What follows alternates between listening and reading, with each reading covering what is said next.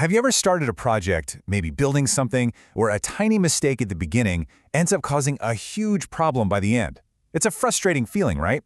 Well, that simple idea of a small error growing over time actually reveals a massive truth about the standards we live by.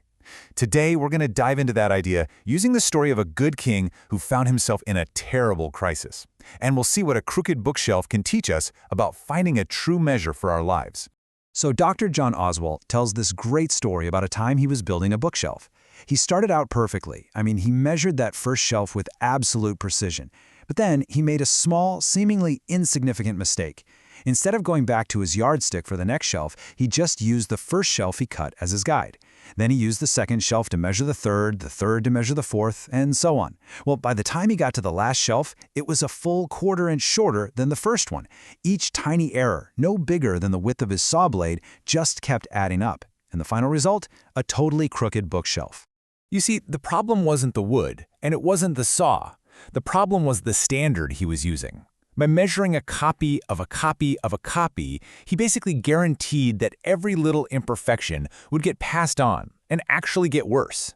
The right way to do it, of course, would have been to measure every single shelf against the original unchanging yardstick.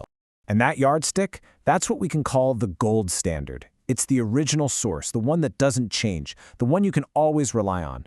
When you have a gold standard, you can always check your work against it and fix any mistakes before they get out of hand. But without it, you're not just building crooked, you're drifting further and further away from what's true. Okay, so this is where the whole analogy really hits home, because it's so easy to live our lives by a drifting standard. We look at other good people, our parents, a teacher we respect, maybe a pastor, and we try to be like them. And they might be amazing people, really great shelves in their own right, but they're still copies. They're not the original yardstick. The real challenge is to measure ourselves not against a copy, but against that unfailing original, against Jesus himself. Now, this isn't just a modern-day problem or a clever analogy. It's the exact issue that a man named King Jotham faced in the Old Testament. And his story, well, it shows just how high the stakes can really be. The Bible tells us that King Jotham did what was right in the eyes of the Lord. Sounds great, right? But there's this critical little detail that comes right after. It says he did what was right according to all that his father Uzziah had done. Now, his father was a good king, but he was already one step removed from the original standard. So Jotham, a good man himself, was now measuring by a copy of a copy. He was building a crooked bookshelf with his own life and kingdom. And get this, Jotham was king for 20 years. That's a long time. You'd think he'd have a long list of achievements. Yet the main thing highlighted for his entire reign is that he rebuilt a single temple gate. That's a good deed for sure, but it makes you wonder, what more could have been done? What grander vision was maybe lost because his standard was just a good imitation, instead of the true original blueprint? So it's right at this point in his reign, while this good king is doing these good things, that a huge crisis starts brewing on the horizon, and that slightly off standard he's been living by, it's about to be put to the ultimate test. So here's the deal politically. The Assyrian Empire is getting more and more powerful, really aggressive. So, in response, the kings of Aram and Israel, they team up. They figure the only way to survive is to band together. So they go to Jotham's kingdom, Judah, and they basically demand that he join their anti-Assyrian alliance. Jotham refuses. So what do? They decide to attack Judah and force him out so they can put a new king on the throne who will cooperate. And this brings us right to one of life's biggest, most painful questions. Jotham is a good king. He's doing what's right, so why is God allowing this terrible threat to come crashing down on him and his people? Why do bad things happen to good people? This is a question that people have wrestled with for thousands of years, and the source material kind of walks us through several different ways we can think about it. And as you can imagine, there is no one simple answer. Yeah, the explanations are complicated because, life is complicated. Maybe Jotham's goodness wasn't perfect, and from God's perspective, incomplete obedience is still disobedience. Or maybe it's just a hard truth of life. As the saying goes, the rain falls on everyone, good or bad.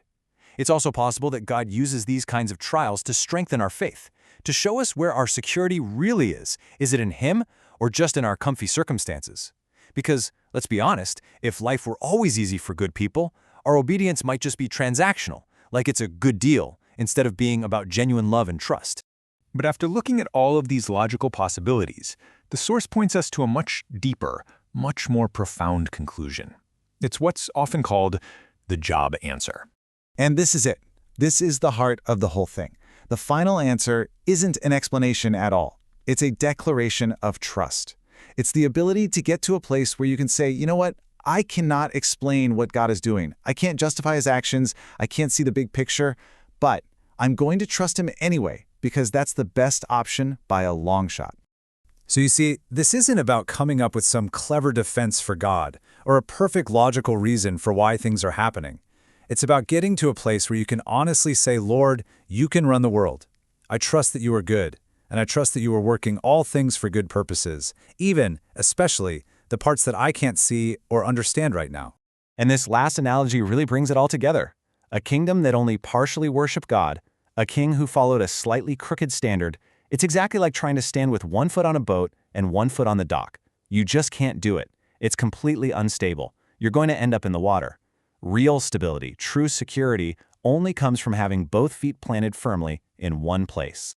So, from a crooked bookshelf all the way to King Jotham's crisis, the lesson is all about the standard we choose and the foundation we decide to build on.